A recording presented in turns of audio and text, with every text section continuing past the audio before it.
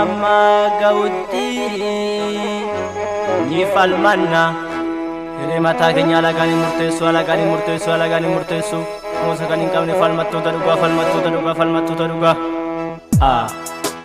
Abaa'oo.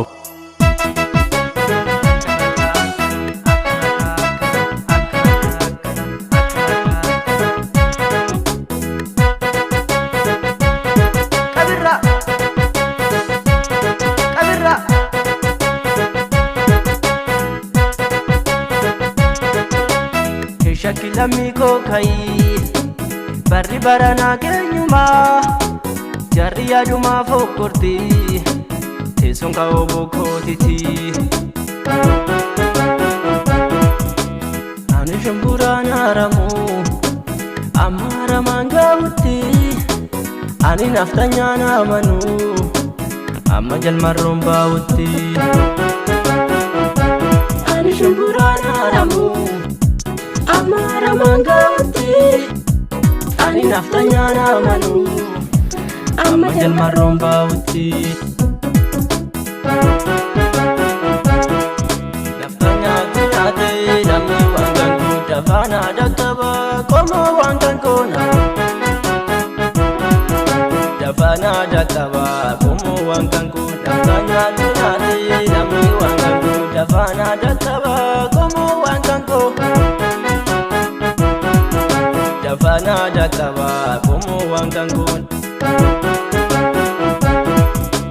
kaka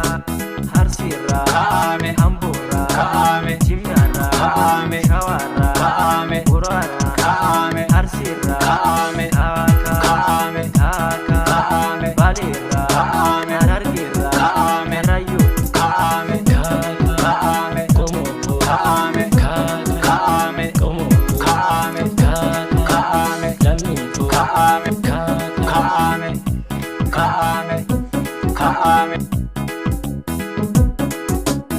kaine abadulaku kaine abagadaku kaine abalangaku kaine abadulaku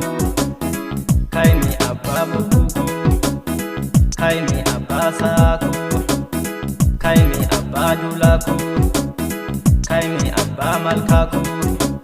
samni oromo falmanan jarri shuror keessa jedhu falmadula miko kai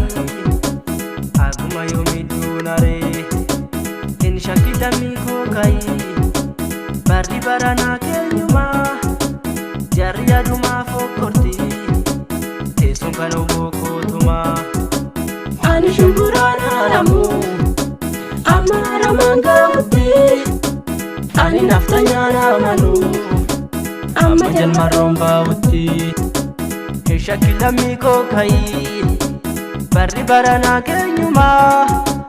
jarri aduma fokorti teson ka obokotiti ani shumbura naramu